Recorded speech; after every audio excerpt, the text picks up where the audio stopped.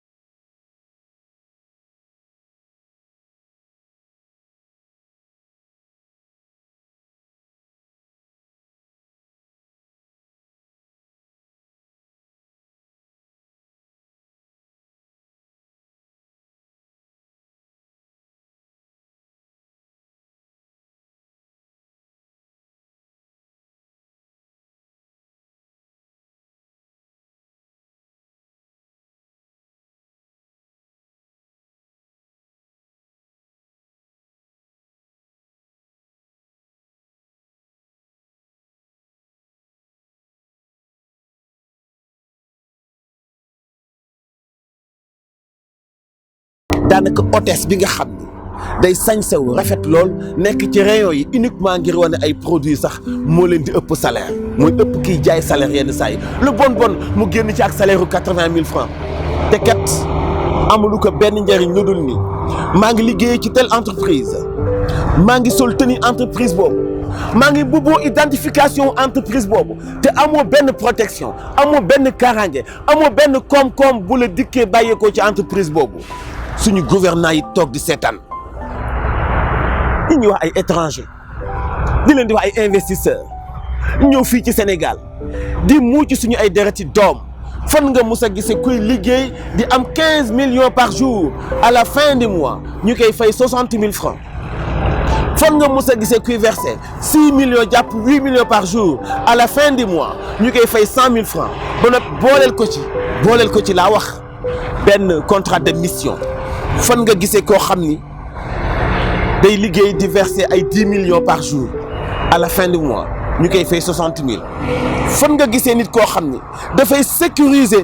ay centaines de millions moom rek te du am arme tey la ba kanam yenn saa yi ñu rendi ko yenn saa yi ñu agressé ko yenn saa yi ñu yàq dundam à la fin du mois ñu koy fay 50 000 francs ak contrat de mission contrat boo xam saa bu la neexee dàq la maa ngi fàttaliku at yële weesu amoon na ñu doon yóbbu ay xaalis ci ay banque jékki-jékki simuler benn attaque rébellion boo xam ni nee nañu rebelle yi ñu lay attaqué nangu ci ñoom xaalis bu sakkan a sakkan bi ñu remonté enquête bi gis nañu ni kenn attaqué wu leen waaye ñoom ñoo monté woon pour mën a détourner xaalis boobu ñu waroon a yóbbu ci banque yi et li nekkoon question bi jamono jooju mooy dañu leen a jàpp atte nañu leen tëj nañu leen ak ñoo gàtt xel ñooñu du woon ñu ñuy atte di leen tëj noonu banalement dañu waroon a xool ñooñu ñaata la ñuy fayeeku dañu waroon a xool ñooñu ñaata risque la ñuy jël est-ce que gis ngeen benn chef d'agence banque bu déplacé xaalis non est-ce que gis ngeen benn banquier buy circuler ak xaalis non est-ce que gis ngeen benn investisseur buy dox ak xaalis déedéet et pourtant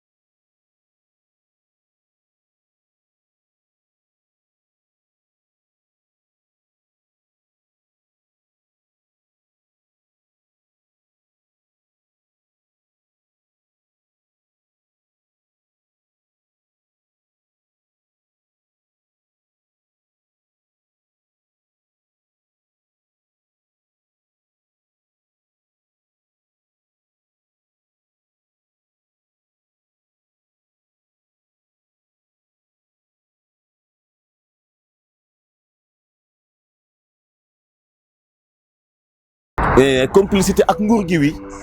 parce que bu sénégalais planifié lu ñu rendee sénégalais buñ demee ci yoon bu jàllul mais parce que nguur gi moo ci dugal loxoom. am na benn usine boo xam ne ab chinois moo ko moom mu ngi fii ci Sénégal bi mu nekkee ci bras de fer ak ay liggéeykatam benn inspecteur de travail dem fa xam nga lan la ko wax daf ko ni tu es trop petit devant moi.